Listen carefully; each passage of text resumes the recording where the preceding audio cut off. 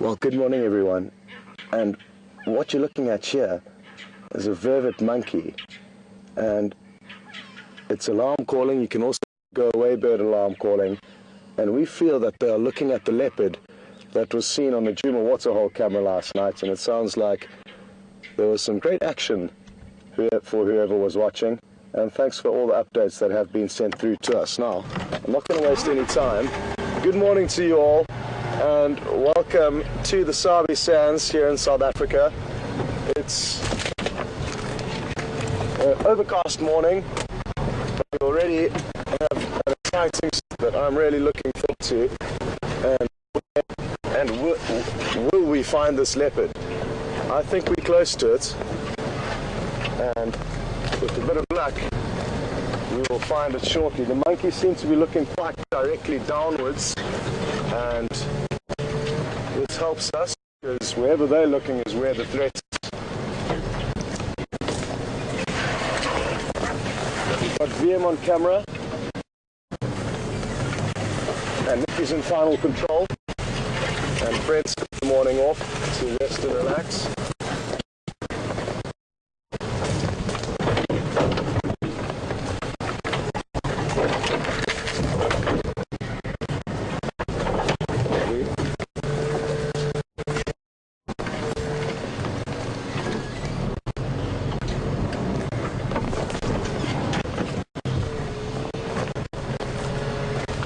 Give me a moment to concentrate on the drive and also trying to find this animal.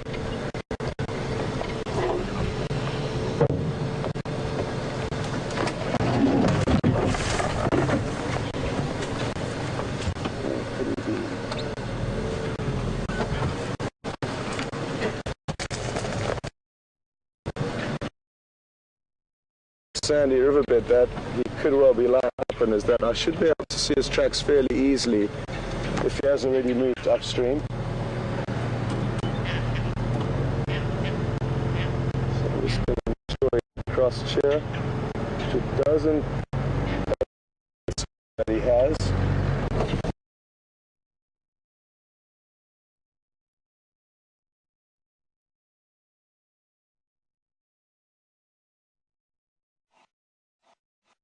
Here's this camp. We saw her sneak in under the fence, and that's applicable with a lot of the animals. The fences don't stop them, but they do certainly help to deter them from coming into the camp.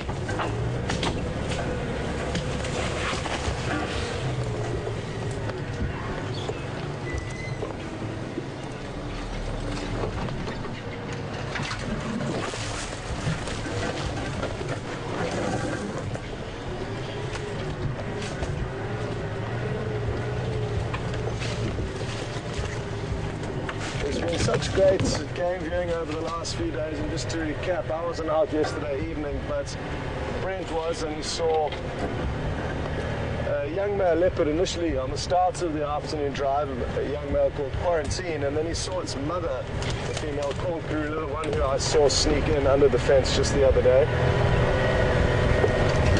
And who we are probably looking for now is the same female leopard's son and the same male that Brent saw yesterday's brother. So it really is interesting how we get to know the animals individually over time. Oh, that was the wrong way. And for any of you who may be joining for the first time, welcome on board. And it is an exciting start to be getting involved in, because we are almost certain that there's a predator, in all likelihood a leopard, in this area. Those monkeys are certainly alarm calling at something, and we are very fortunate in that there's a 24-hour waterhole camera that's erected here at the dam in front of the camp, and there's people that can zoom in and zoom out and pan across and follow animals that come to the waterhole. And we've got reports that this leopard left the waterhole 2 hours ago. I believe he caught something. I'm not sure whether it was a scrub hare or a bird, but there were some reports that something had been caught by him. And he's had a successful streak of hunting that we've seen the last week or so. He caught a baboon, if it is Kunyuma, this young male. He caught a baboon about 5 or 6 days ago, also close to this dam where we are searching for him. And then as soon as he finished the baboon, he was moving off and he managed to catch a duiker, a small antelope. And last night he just caught something else. So he's having a good streak.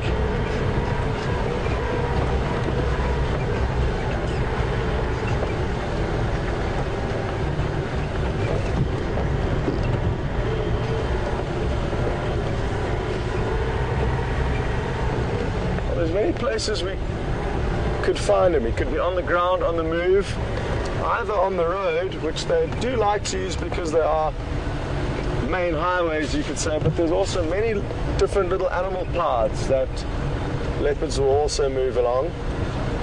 He could be up a tree, relaxing. So there's a lot of places we are searching and scanning for now.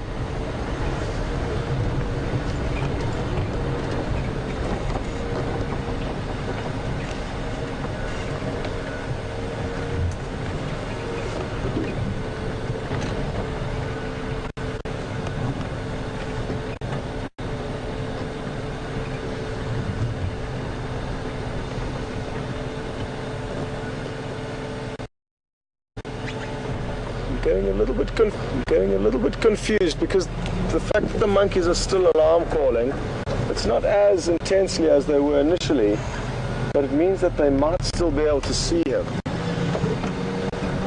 And why that makes it confusing is that usually the leopards will move off once an animal starts alarm calling at them, but not always.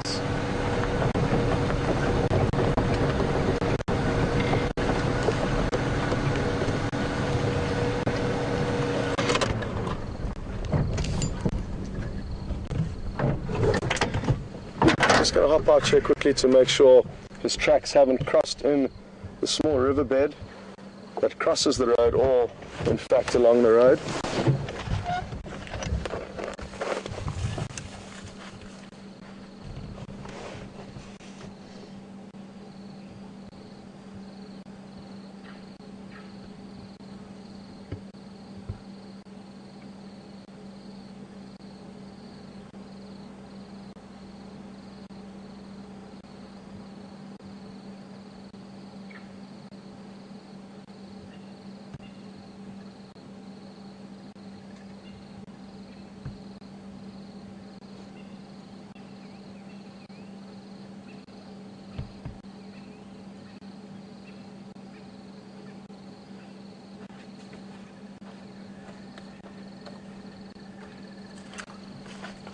Well, nothing, no clear sign here.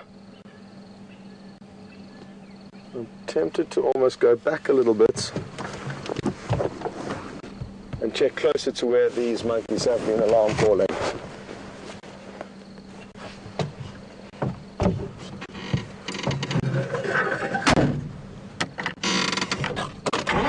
I can hear the other game drive vehicle approaching, so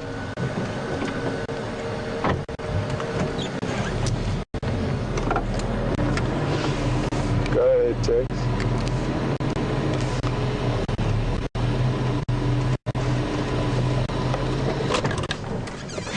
No sign. I don't know if he's somewhere down below these big marulas here. I checked as far as that drainage goes in front of the Vuatella rooms, and then I just looped ahead to here. But he might be in between.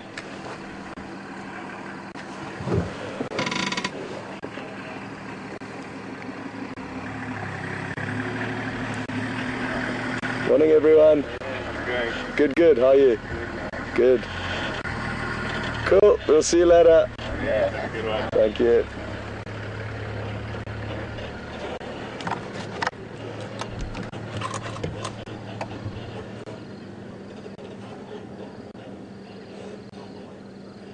It's a tricky thing, alarm calls, because it's always so exciting. You know that they can see what you're looking for, but you can't find it. So that is currently the pickle that we are in. But at least we know it's here, and if we are patient and spend a little bit of time around, we could hear other animals alarm calling, birds, smaller birds, squirrels, that may be able to lead us closer to exactly where he is. However, in the meantime, what I'm thinking is to snoop around a little bit off this road here, search for whatever it is that the monkeys were alarming at, or are alarming at.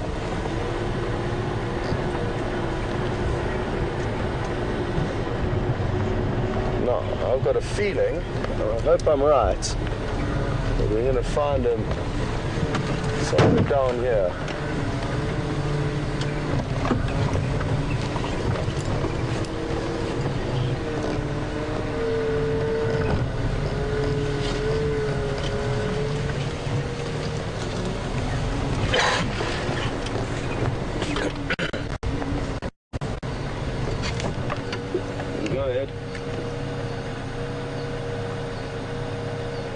Confirm you've located.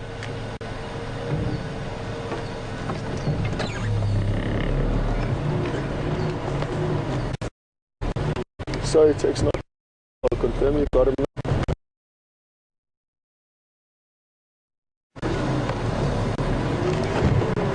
Copy, well done.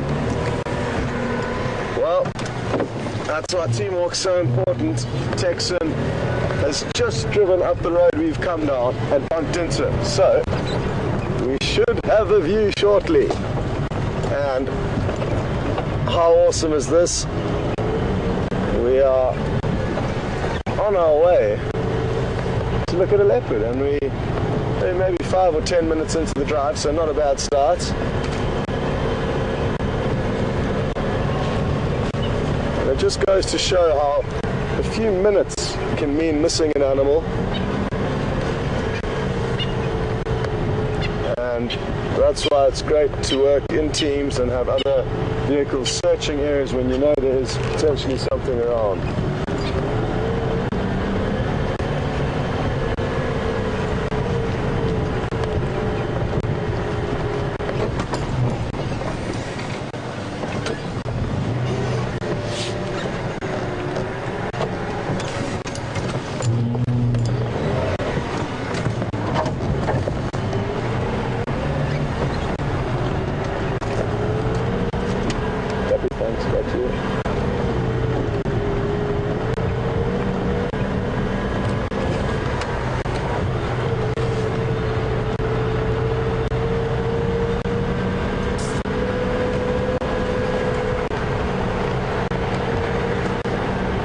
Got a question through from Sherry.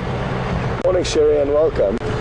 Sherry is interested to know how the leopards sneak under the electric fence. Well, the only time I've seen the one do it, there's a small riverbed that runs out of the camp, and obviously it's difficult to put the strands of fence right up to the base of that riverbed that will flow in the summer. So there was a small gap that she managed to sneak through, but I'm fairly certain they can just jump straight over it if they wanted to.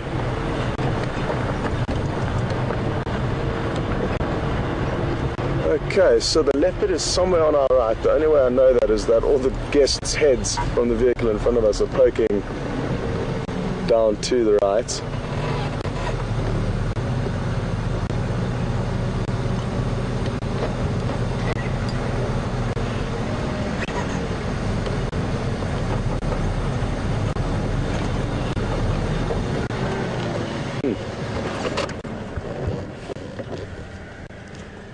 Well done there.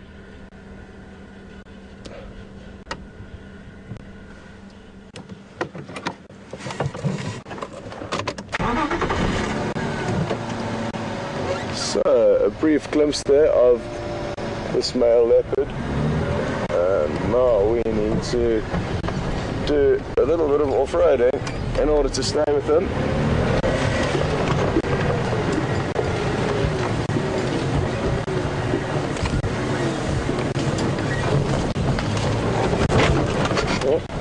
All good, Davio.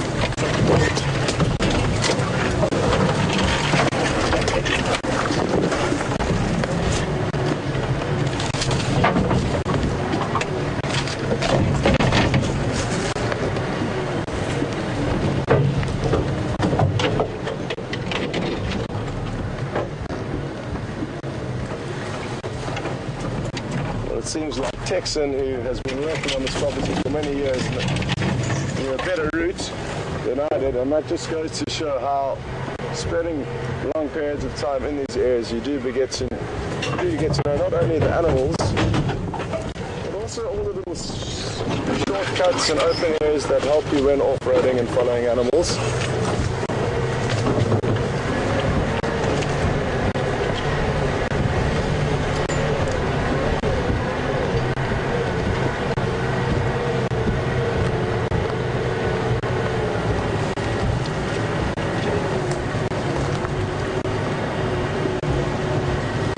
Have you seen him, Jim?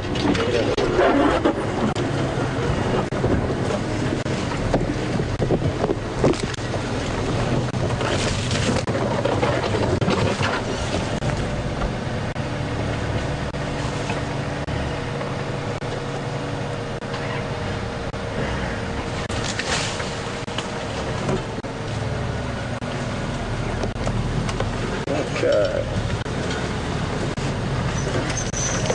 So, apologies folks, we just need to be a little bit patient here. I'm sure in time we'll get a better view of this animal. Now a lot of you may be concerned about the vegetation that we're driving over, but you don't need to be. People have been doing this for 50 years in the Sabi Sands, and it's still a perfectly sound ecosystem. Of course there is some impact.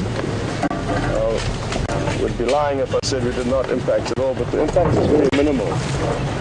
And if people have been doing this for 50 years, if it was not sustainable and it was going to have a negative impact, we would surely notice it, which clearly you don't. And I guess how you could think of us as miniature elephants, we cause a lot less damage and destruction than elephants do. So that's something to bear in mind.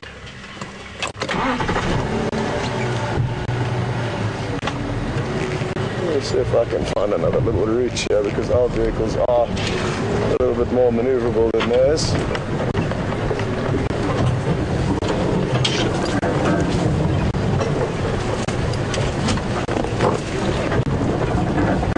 Just ask the tractor which way it went.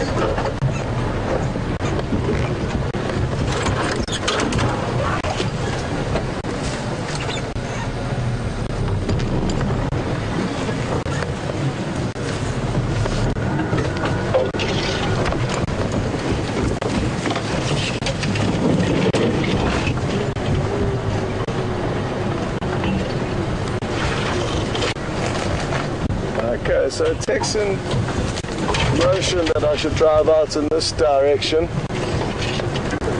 Oh, there he is.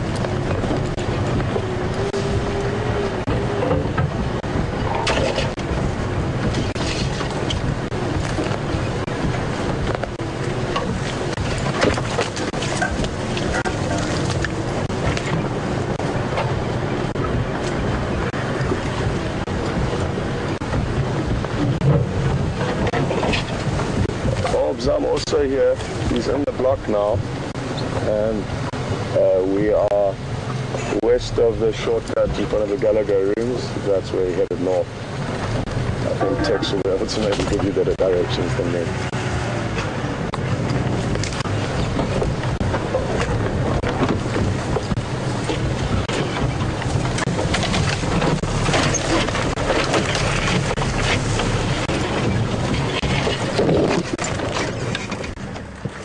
It looks like he's playful this morning,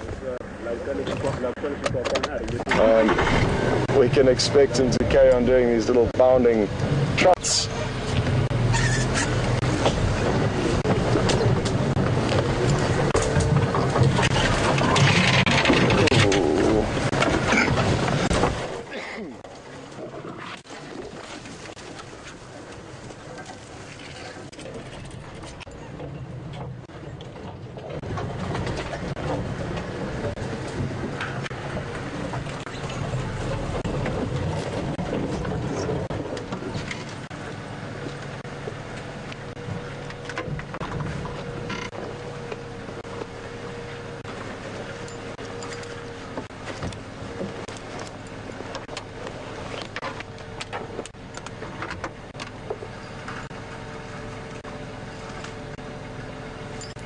And some great camera work there, Vim, and you get an idea of how good their camouflage is when they are in thicker vegetation like this.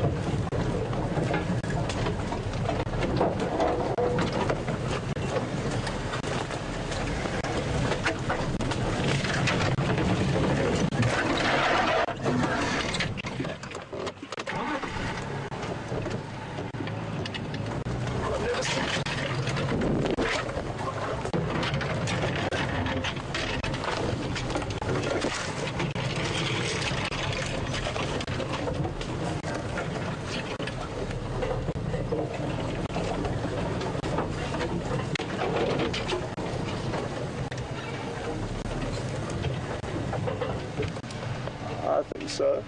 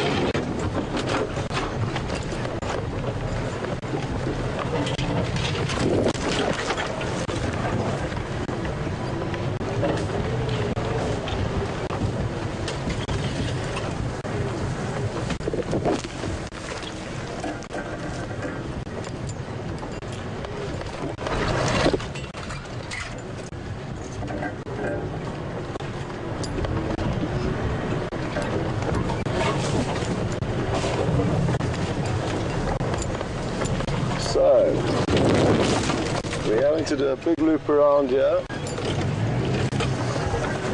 in order to try, where we can, take the path of least resistance. So,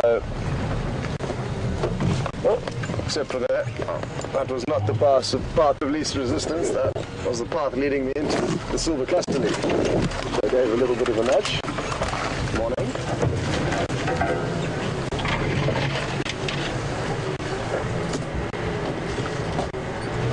Now, we'll make a decision up ahead. I'd like to get you one more view of this animal, but because of the nature of this vegetation, I may decide to rather go and look for something else. This is not the only leopard on the property, and certainly not the only animal, so what I may do is head into a different area, but I'm going to get out my GPS in a moment, just establish exactly where we are, and then make a decision, but just to keep you updated on the plans.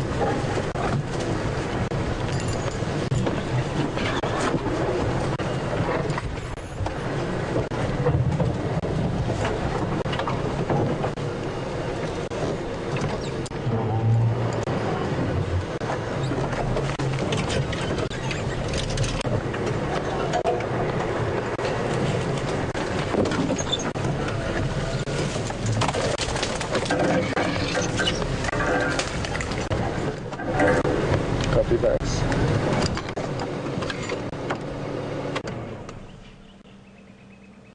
Now I'm hoping he's coming towards us, but it could be that he's veering more east.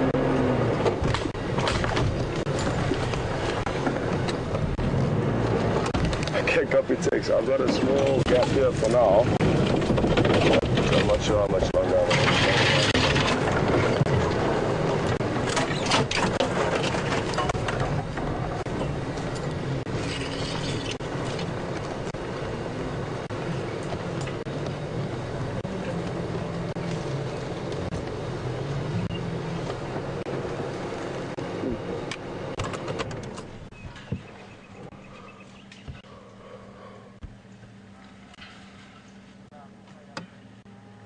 So, there's a little bit of a gap there. Let me just see. Tex, have you still got visual of him?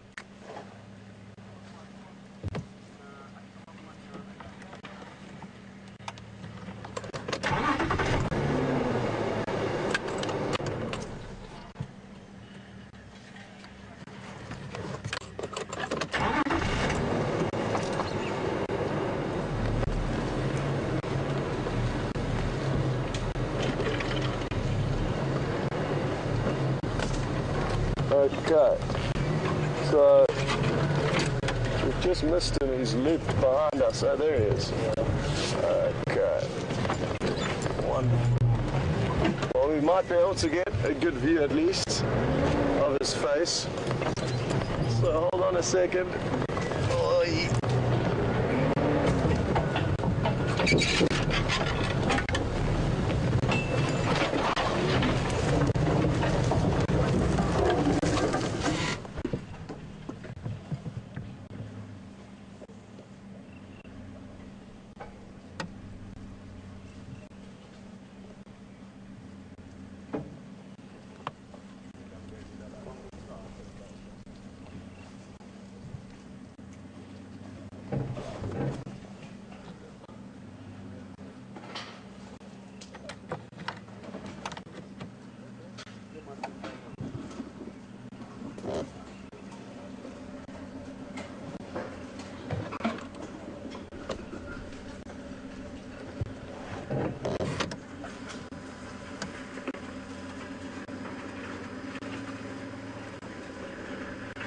Absolutely beautiful, and really good camera work again by Vian.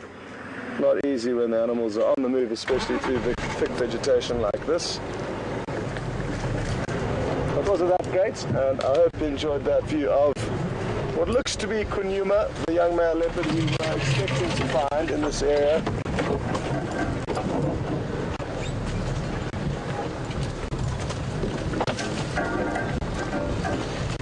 I fear that this may be the end of the road. It's just so thick with a specific tree called the black monkey orange, and they are not particularly enjoyable to follow animals through. It makes a very loud noise, and there's literally an impenetrable bank of them in front of us. So I think going to get out the way so this game drive vehicle can carry on with its business. Oh, I have just seen him again.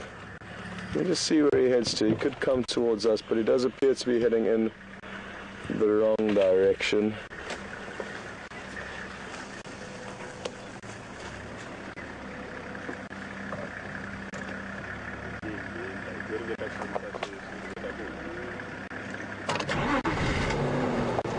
I'm going to move out. It's too thick here. But thank you very much. All right. Okay. Try to make it wasteful.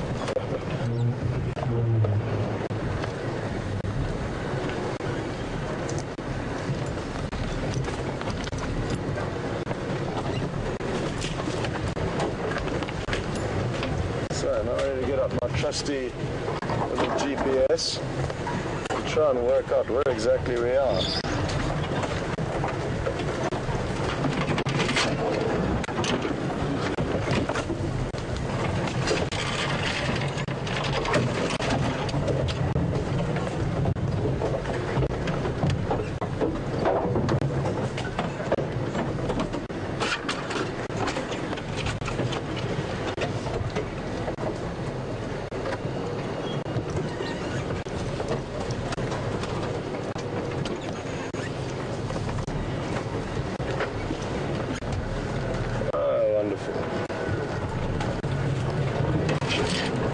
Well, thankfully we're not very far from a road, and it's only because of a GPS that I've been able to work that out. It can be confusing, especially when it's overcast,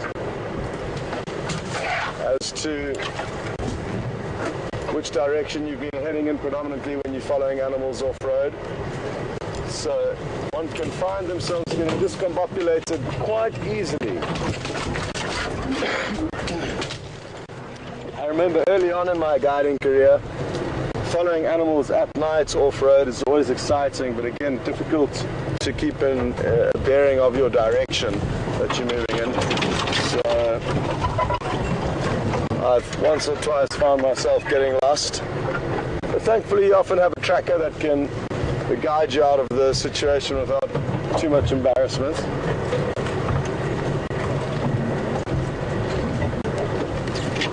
So he's been heading north and east predominantly, and like I said, we're not very far from a road. So what I'm going to do is going to try and get onto that road and wait for him. Go ahead.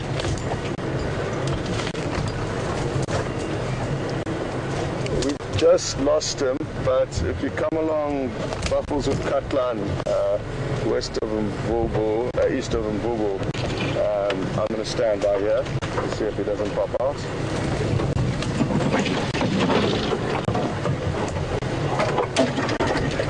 Sorry, that's my kulu. That team there.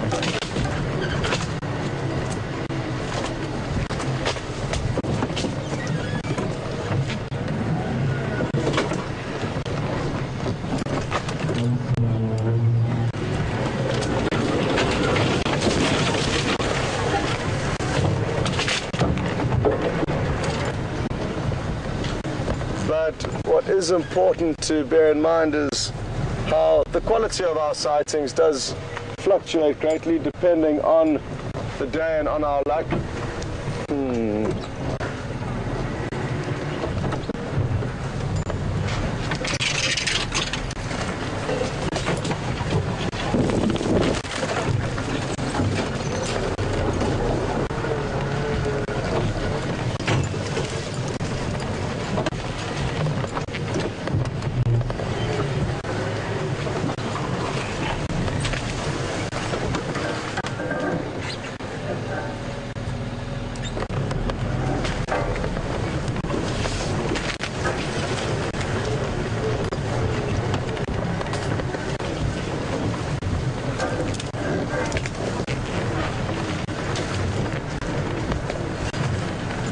So, the likelihood of him popping out onto this road, I mean, there's a decent chance, but leopards can chop and change with their movements of direction. Sorry about this, just the game drive channel's a bit busy. Go ahead.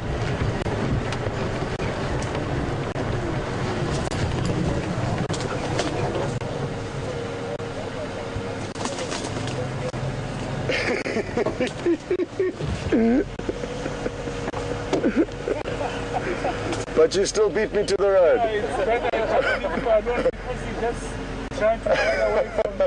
Then I must just leave you alone. Okay, Tex. Thanks very much. Have a good morning.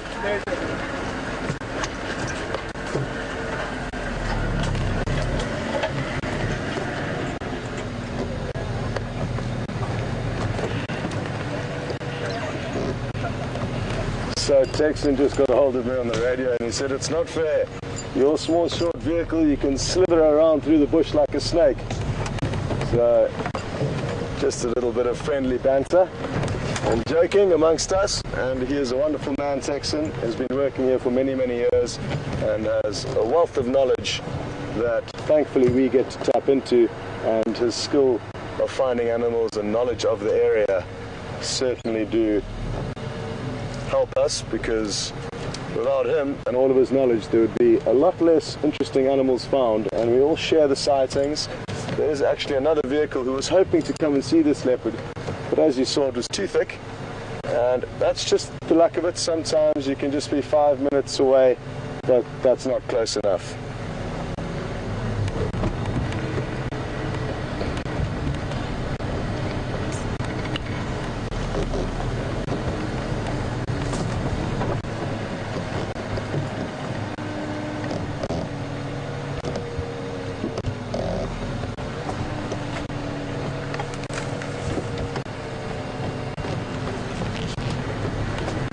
Was that last night, Tex?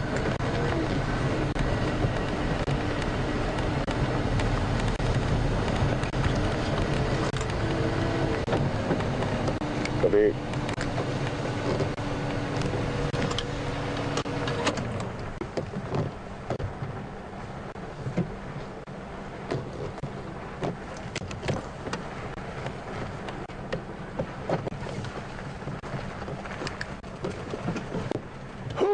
Well, what a start it's been to the morning, and we're just going to take a few moments here to see if this leopard doesn't pop out, and we'll let Aubrey continue a little bit further ahead of us to make sure that area is covered, and we'll try and cover this section where we are currently situated. So, to all of the newcomers and to all the regulars, just a reminder, you can ask questions at any moment, and to do that you would hashtag Safari Live on Twitter or send an email through to questions@wildearth.tv. Then those questions come through, Nikki in the final control room will look through them and try and relay them through to me on the earpiece as we go. And a lot of questions do come through, so if yours doesn't get answered, apologies, but you can imagine there are many, many people sending the questions through, so it's just luck of the draw which ones get answered.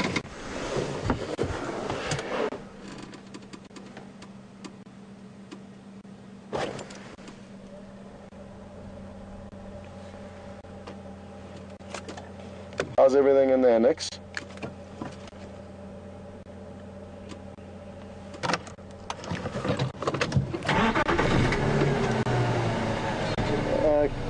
Okay.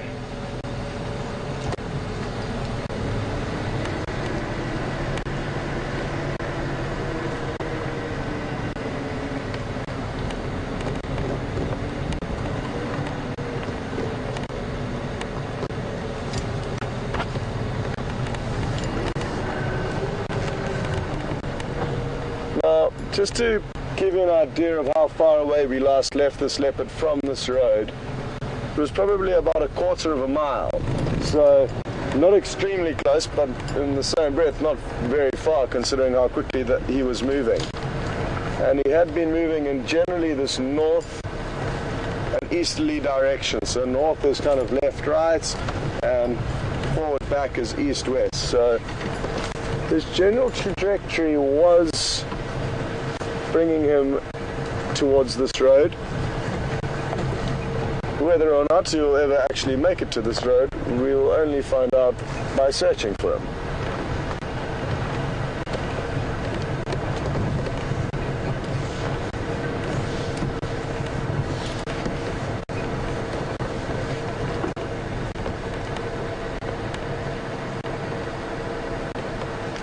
Failing this, which I'm not feeling hugely confident about, to be honest, I would like to head through to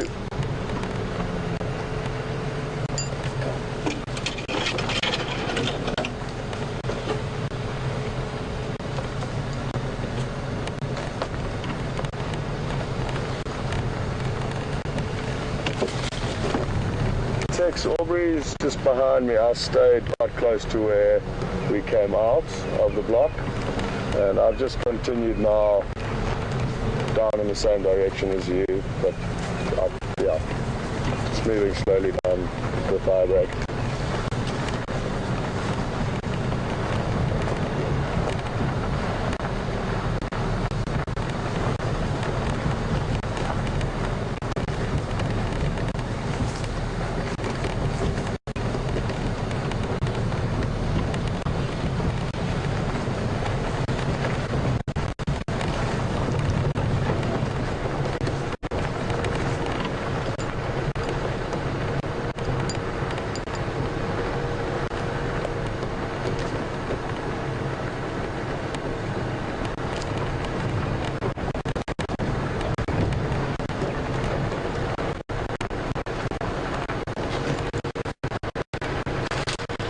Copy that, thanks, Nikki.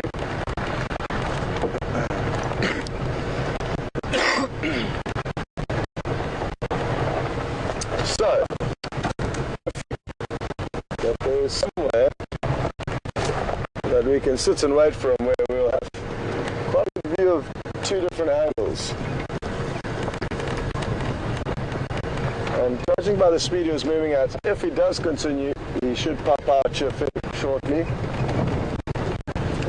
Orbs, just to know, I'm going to stand by on fire break and Gary that line junction.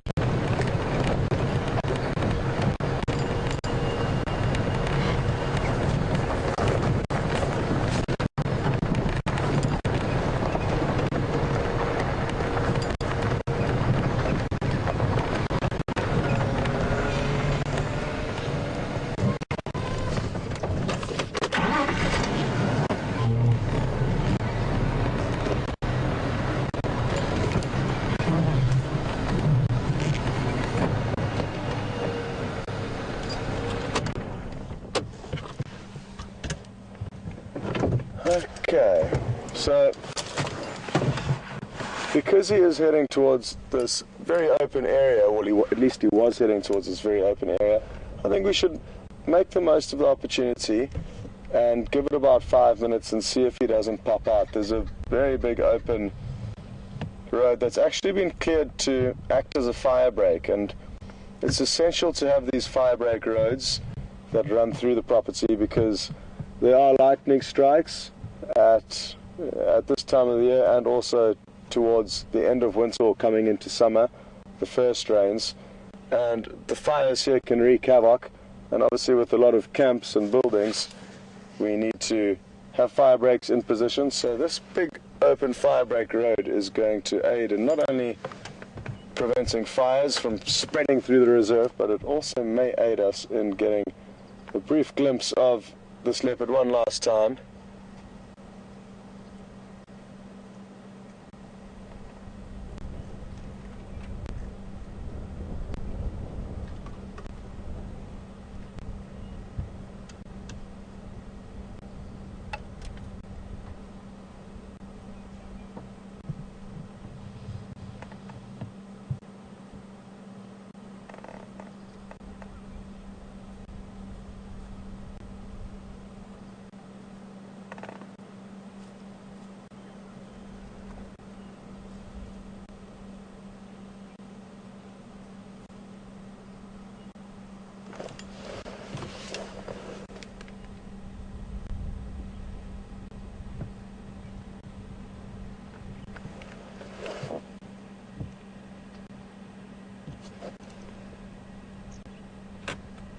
Well, the good news is Texan has driven down this road and he's found another interesting animal that all of us would love to see, and thankfully it's not moving too quickly, so we can head down there in a few moments and see an animal that we do not see very often. So that's the only clue I will be giving you, and somewhere down that long road we shall hopefully come across whatever it is that Texan has found. And I think enough's enough on the leopard this morning. We've been so privileged with leopard sightings over the last, well, the whole production really, but especially over the last week. We've had some incredible leopard sightings.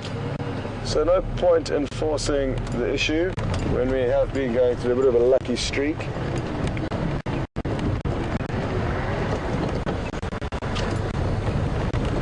And there's still a chance this leopard could pop out anywhere as we slowly head in the direction of the next surprise that we have in store for you.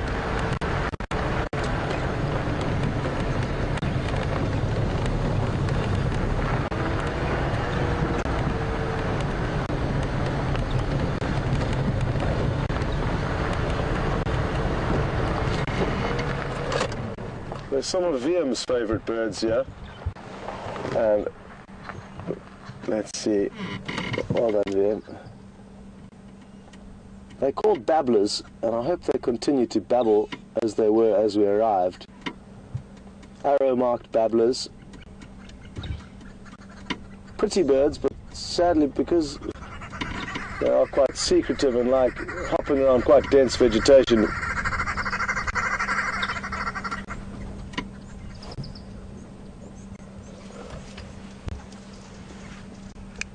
copy orbs. Sorry, man.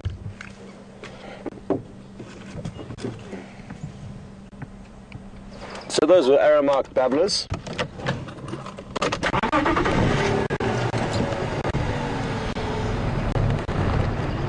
And I do have a plan. Well, I did have a plan for this morning, and it was mainly for the ornithologists amongst the viewers. And there was a bird that I saw out in Arethusa the other day that is quite rare, and I feel that it may be missing on a lot of your bird lists. Now, for those of you who are new to safari life, it's important to understand it's not only the big cats and the high finals that we'll stop and look at, but the other animals. And that's the safari experience. You can't only rely on the main big animals, because sometimes you can't find them, and those are the times when you can start really enjoying the finer details and other animals that occur out here. So birding does form part of a big part of the safari experience, and when we do manage to get them sitting down, we do always try and show you. The tricky thing is they tend to flutter off very quickly.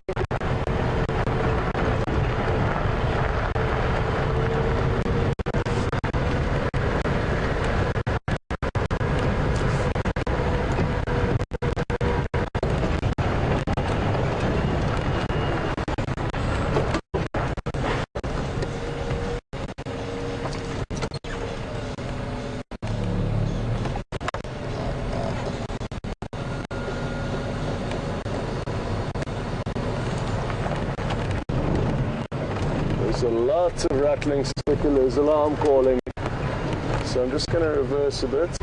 And a rattling sticular is a very small bird.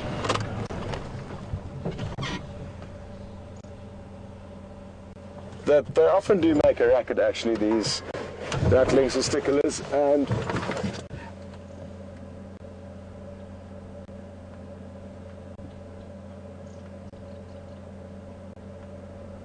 but there seem to be 3 or 4 of them in this bush alarming, so I'm not sure whether it was for the leopard or another predator that they may have seen, but a very small bird.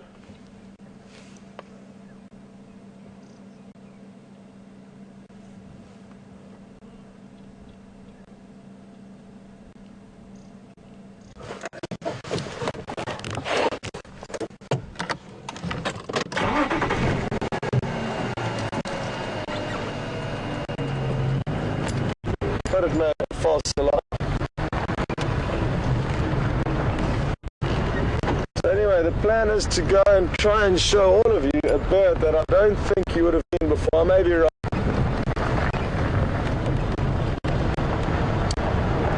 And that is out on the Arathusa airstrip.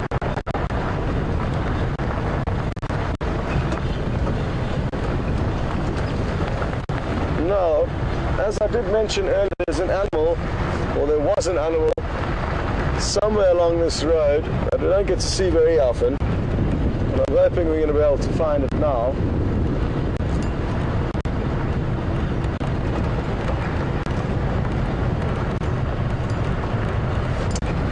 I'm just checking my radio comms.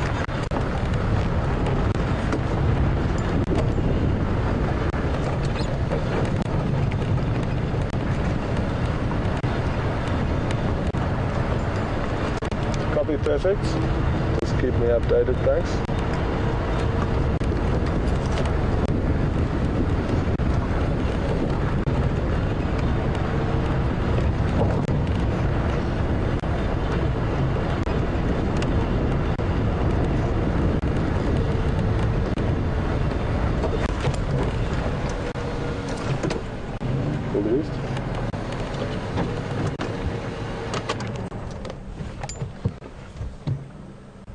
So somewhere in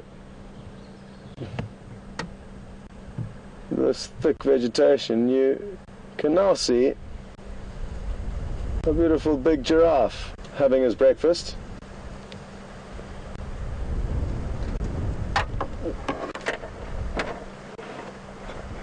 And it's cold this morning. I'm putting my jacket back on. There's a cold wind in the air. When we're off-roading, it's actually surprising, not tiring, but you do get hot because of turning the wheel so often, I guess. I don't know. But I was cooking. I needed to take my jacket off, but now that the off-roading has stopped,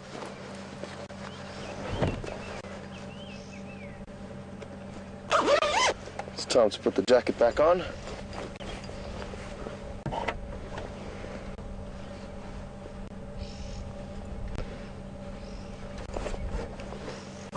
Now you can hear a bird making a kind of rasping rattle call. This is my impersonation, that was terrible. But it's a very important bird call to know because it often signifies there being animals around, because that was the call of the oxpecker which will probably be feeding on this giraffe. I'm just going to try and reposition now that we've let him get a little bit used to us. I'm hoping we're going to be able to find a gap here.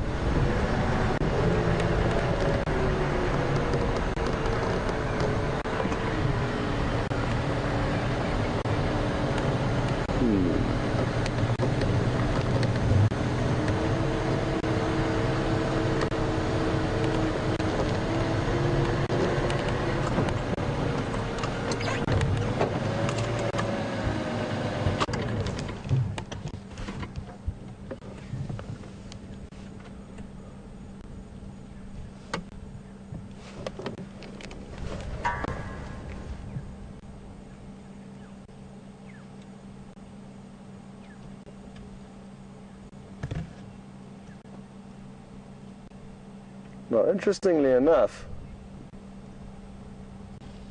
I just need to make sure, but it looks like, yes, he is indeed feeding on a tamboti tree. And giraffe will be one of few animals to actually feed on this tree. It's got a milky latex, which is toxic. And I've actually noticed that when they do feed on tambotis, this is a young tamboti it's feeding on, they can often begin to salivate profusely, but he doesn't appear to be doing that yet. Now, the wood from the tamboti tree is also toxic, and if we were to use it for firewood, we would become sick. And not many animals will feed on the leaves. It's just giraffe and porcupine that feed on the roots and bark of the tamboti. I'm not sure if there's many other animals that will. So that milky latex, which is toxic, will keep most other animals at bay, but not the giraffe. As you can see, he's loving it. And you'll notice I said it's a male. And this is easy to see now, just like in the human world, men tend to bald and women not so much. But you can see the top of those horn-like structures are bald. And that would have been from fighting with other males. The hairs will rub off on the top of those vestigial horns. Whereas the females will have little tufts of black hair growing out of the top of those horn-like structures. So that's one of the better ways to be able to distinguish between male and female giraffe.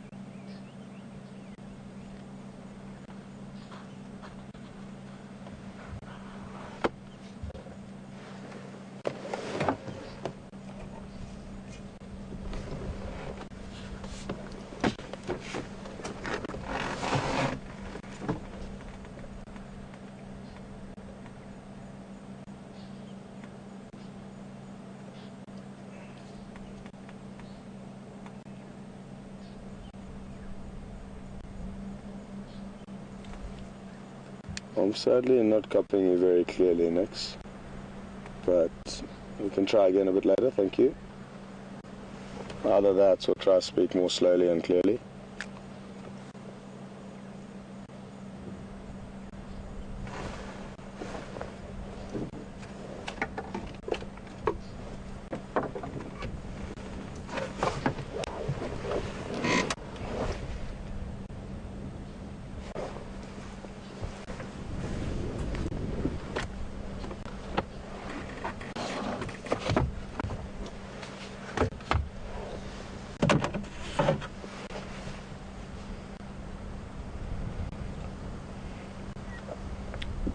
Diane in Michigan, good morning. Diane in Michigan would like to know if this giraffe has a scar on the left side of its neck, and not that I've seen, and it is quite a commonplace for giraffes to have scars. So it can sometimes be misleading to use scars on the neck part of a giraffe to help identify them. But I think Diane is interested to know whether... Oh, there is a big scar there, apologies. It's massive. How could I have missed it? So it does indeed have a large scar on its neck, but from the angle where I'm positioned just ahead of VM, I can't get my binoculars onto it. So it's in a little gap that allows you to see the scar from the camera, but I can't see it from where I'm sitting here. However, looking at the monitor, I can see the scar, and it is looking very distinctive, Diane, so it could be a giraffe that you've seen in the past. I don't think I've necessarily seen this one. And there's an oxpecker sitting just above the scar, so that was the bird we heard calling earlier. And it's sitting there in the hope that it will find some tasty morsels to feed on the giraffe, and it certainly will. They are plagued by ectoparasites called ticks, and it's the oxpecker's role in this environment to feed on the ticks and therefore help the giraffe in getting rid of these parasites. And speaking of parasites, you can see one's obviously frustrating it because it started to scratch its head there.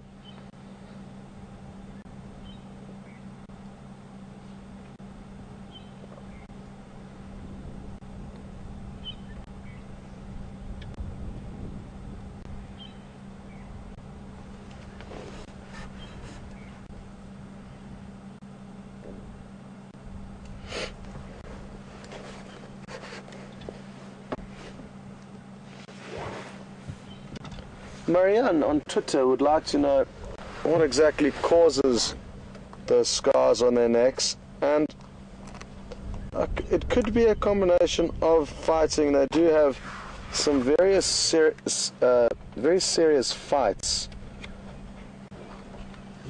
and they swing their heads into one another at huge speeds, and I'm not sure if that could cause the scar. I think it's more of a a skin problem caused by parasites. And I'm just having a look in Brent's Animal Bible that he lent me this morning. It really is a wonderful book, to see if they do say anything about it in here, but I don't think it will.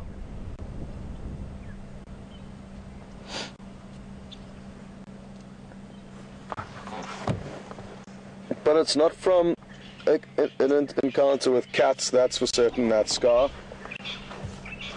And in all likelihood, there's some kind of a skin disease or from fights with other giraffe.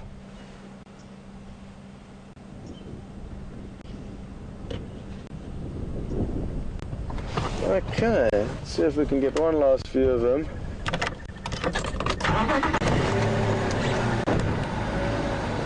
But I fear, I know.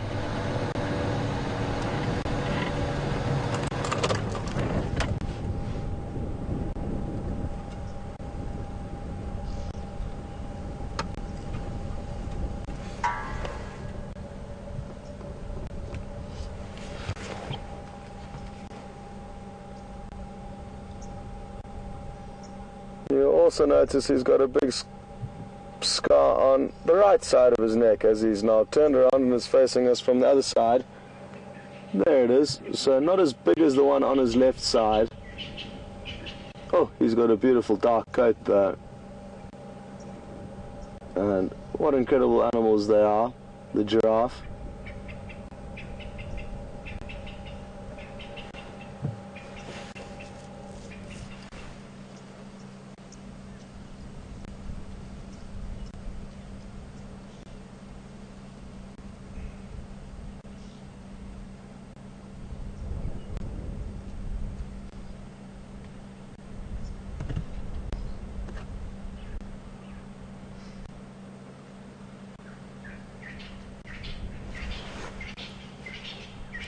And the sun is trying to poke out behind some clouds, and potentially in half an hour or an hour or so we may have some sunlight coming through. I wonder what he's seen. Giraffe can, when they start staring intently, lead you to some interesting animals, but I don't think that is the case. We will monitor him, and it may simply be that.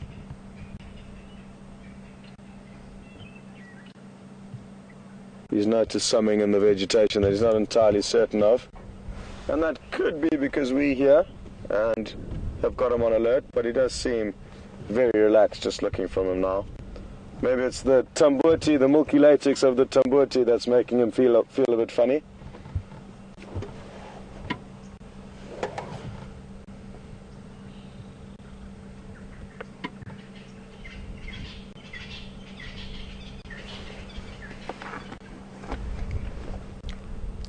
Now, just got a question in from Marianne. Morning, Marianne. And Marianne is interested to know, look at how flexible that neck is. That is incredible. Sorry, Marianne. Marianne is interested to know, how would a pride of lion manage to take down a giraffe? And there is a pride of lion that we do see from time to time that have killed a giraffe. They are sadly not on our traversing area though, so we cannot see them. But they did catch a giraffe, and it does happen with lion. I guess you know that a giraffe will get scared if a lot of lion are chasing it, and possibly when it's running away it could trip up, and or lions can jump up onto their back and bite into their spine and cause damage to their spine, thus paralyzing them.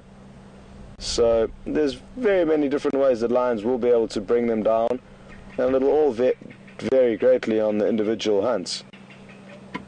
But what is important to understand is that it is dangerous for lion. So now you can see the giraffe has seen something, so we will reverse ever so slightly and show you what it's looking at.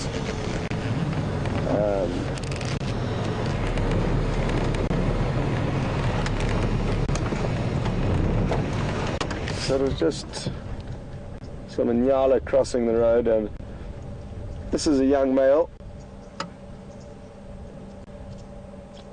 probably born around November or December 2013. But interesting there how the giraffe's body language did change dramatically. It was just antelope that it was looking at, but it could well have been a leopard or something else. So just to show you how they can see things and help us.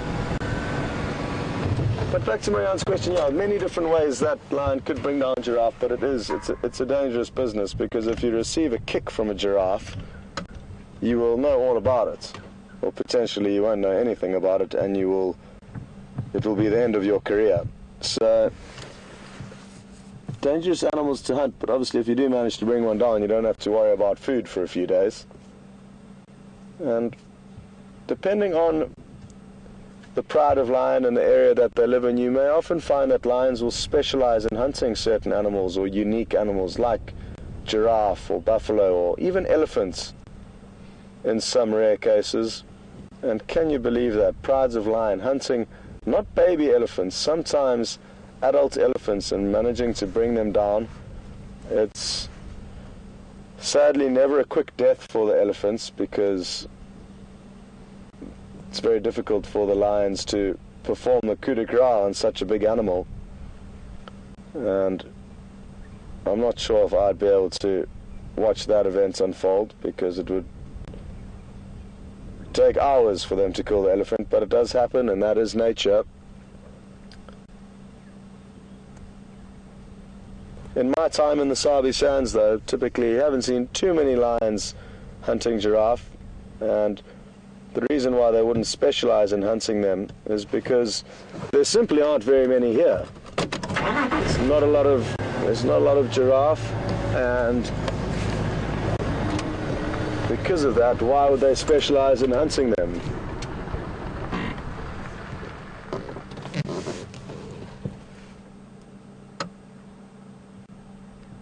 Please, can you have a delay after initially asking and then go with the question.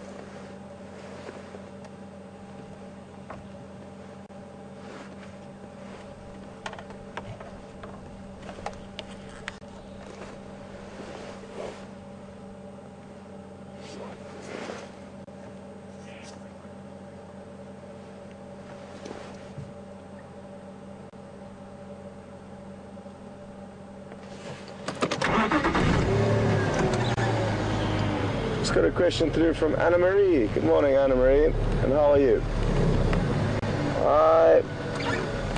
Anna Marie would like to know whether I've ever seen giraffe fighting, and I have, not very many times though, never full-blown or very serious fights. So essentially the answer to that is no. Oh, look here, he's come to give himself a scratch. This is going to be awesome. So obviously, not having hands that can reach your stomach mean that you have to sometimes get a little bit creative. And as you can see, he's got a kind of rhythmic dance move here that he's using, combined with a bush willow that he's bent over, and this seems to be doing the trick. You could almost tell how much joy he's getting out of this little scratching session he's getting here. Much needed, and I guess it takes a while to find the perfect branch to bend over and scratch your stomach with.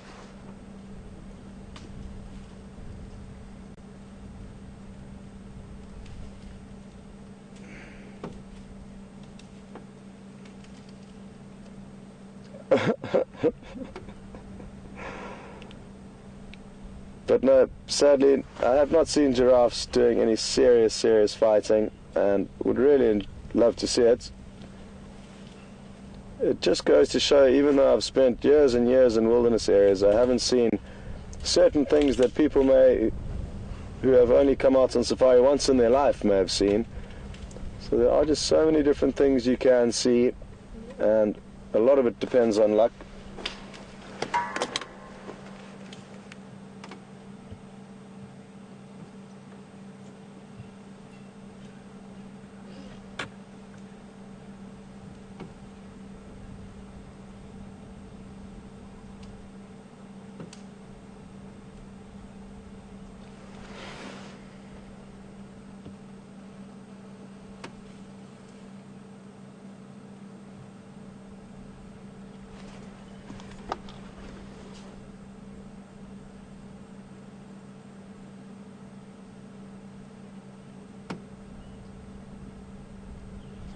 So it appears that the tree decided to use as a stomach scratcher has been capsized or broken, and it therefore is no longer providing much resistance in order to help scratch his stomach. Let's see what his next plan is.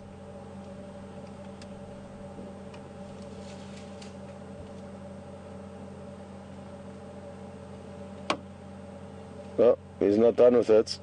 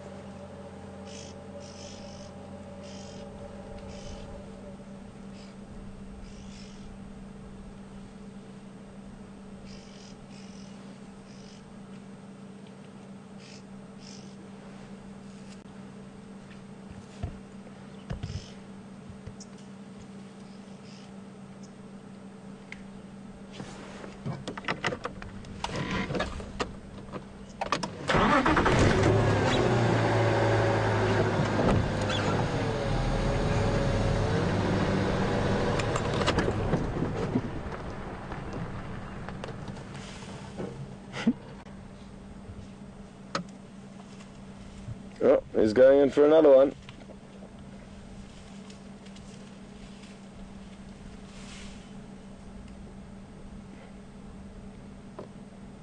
Gives you an idea how tough their hide is. If we were to drag ourselves over that some bush would be covered in cuts and scratches. But it's a soothing scratch for the giraffe.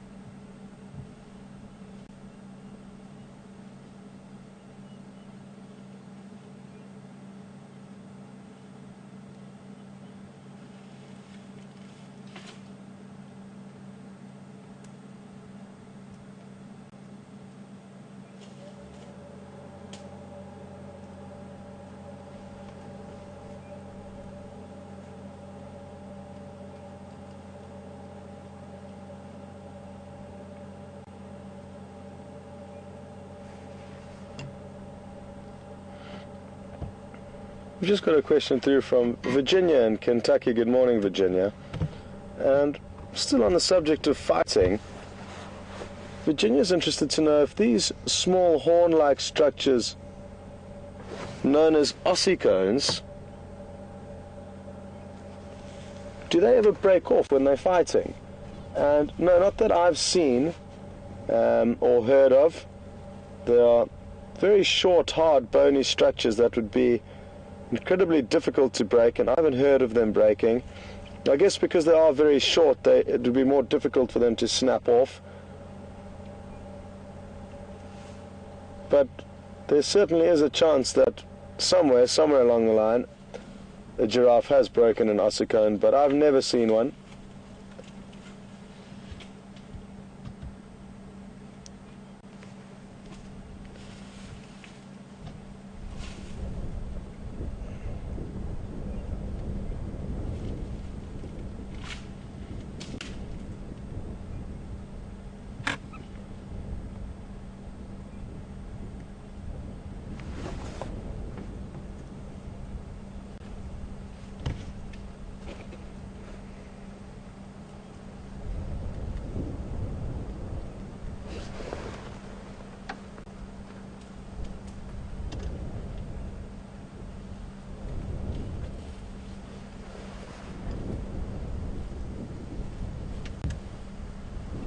Okay, well, I think we're going to leave this beautiful big giraffe to his own devices.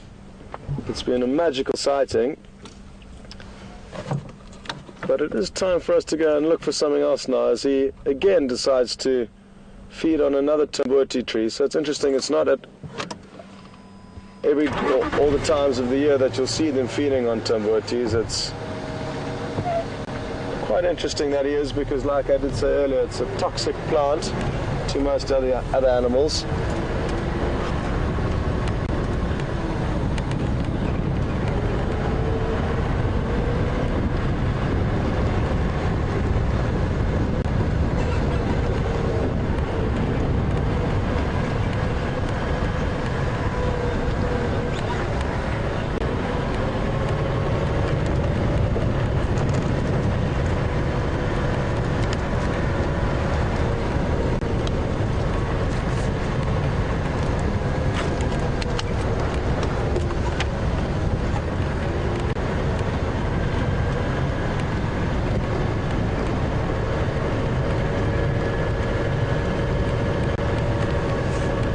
So I think now we will start making our way towards the Arethusa airstrip, and we will no doubt bump into other animals along the way, but I would like to try and get there timeously.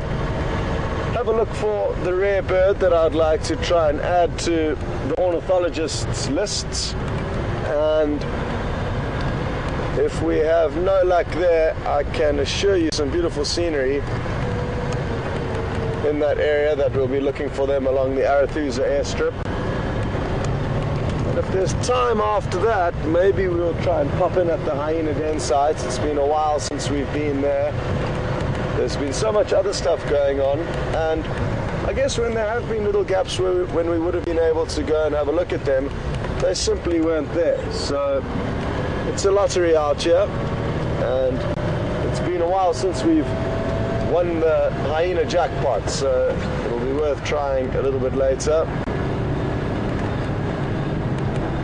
It is nice and cool today, and even though the sun is shining now, it's still quite fresh, and myself and Vim, as you can see, still have our jackets on.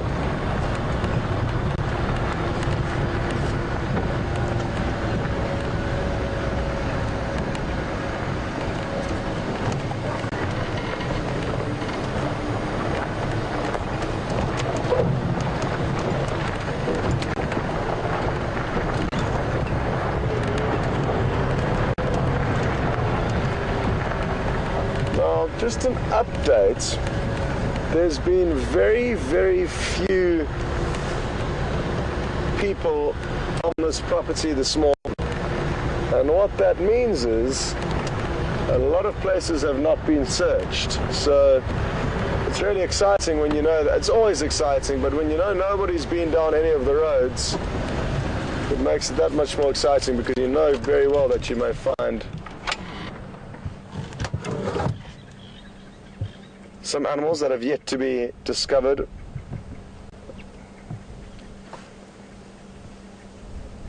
So, a big old lone buffalo bull. And there might be one or two following suit. They like to come and spend the hotter parts of the day as it warms up at waterholes. This guy seems a bit early, but like I say, I'm sure some of his friends will be following him to this position shortly, and as we drive on we may even see a few more heading here.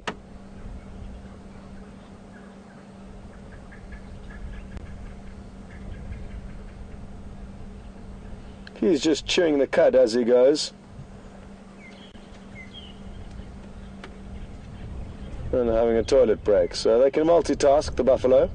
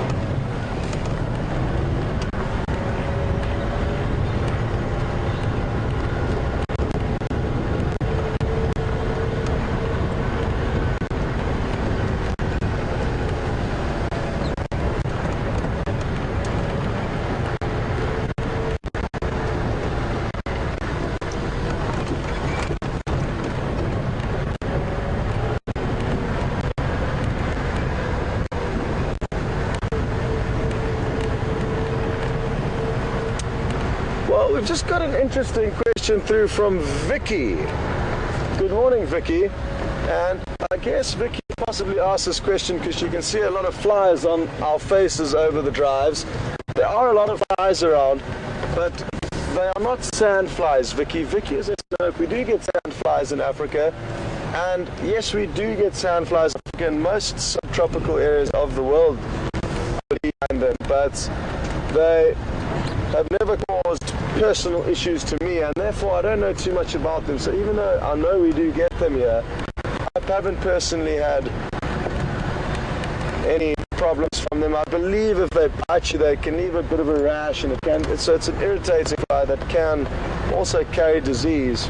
But I personally haven't come across them in my travels through Africa, and I've grown up in South Africa, spent time in Mozambique, Kenya and Tanzania, and those are all tropical and subtropical areas, yet I haven't had any problem with sandflies. So maybe I'm just lucky, or I guess that must be it, or possibly I just haven't been into a specific area where sandflies occur. Their name is also derived from the fact that they live in often very sandy places. So they do occur here, Vicky, but I've never had any trouble with them. It would be interesting to know if you have any trouble with sandflies in your part of the world, Vicky, wherever you are from.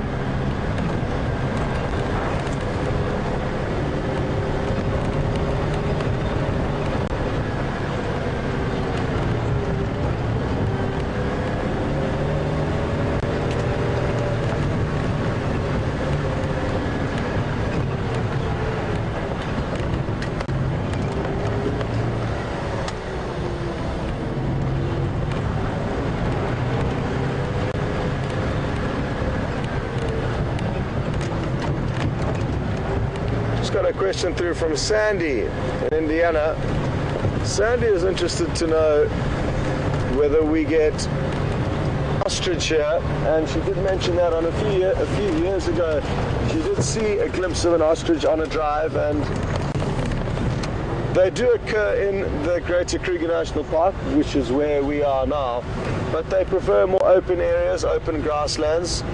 They don't do well in thicker areas for a few reasons. I think they're food that they require is easily acquired in the open grasslands, and also there's less chance of them running into lion and leopard. They can see further and therefore outrun prey, but in thick vegetation they might find themselves getting into some dangerous scenarios. So even in my 3.5 years, well, coming on 4 now with the work I've been doing here, I've only seen a giraffe in the Sabi Sands once. An ostrich once. So they do occur here, but they are rare, and it's simply because it's the wrong habitat. And there's lots of not only birds but also antelope that will occur in the Sabi Sands, will have free flow, be able to move here if they wanted to, but they don't because it's the wrong habitat. And the Kruger National Park is a huge area, and I guess Africa as a whole is huge, and you get animals occurring throughout Africa, but only in isolated pockets where the habitat suits them. So each African country will have diverse habitats, and that's the same can be applied here in the Kruger National Park, which is the reserve that we are collectively a part of. There's no fence between us and this massive reserve, and that allows animals to free flow and also occur where they actually want to and are best suited to occur. We could catch ostrich, put them here, and they would survive for a while, but obviously they don't want to be here, otherwise they would have made their way here naturally. Hopefully though, Wild Earth will start a project elsewhere at the end of this project, and maybe there we'll be able to show you some different animals, and there's no limit to how many places we could go and do this from. So let's hope it all works out.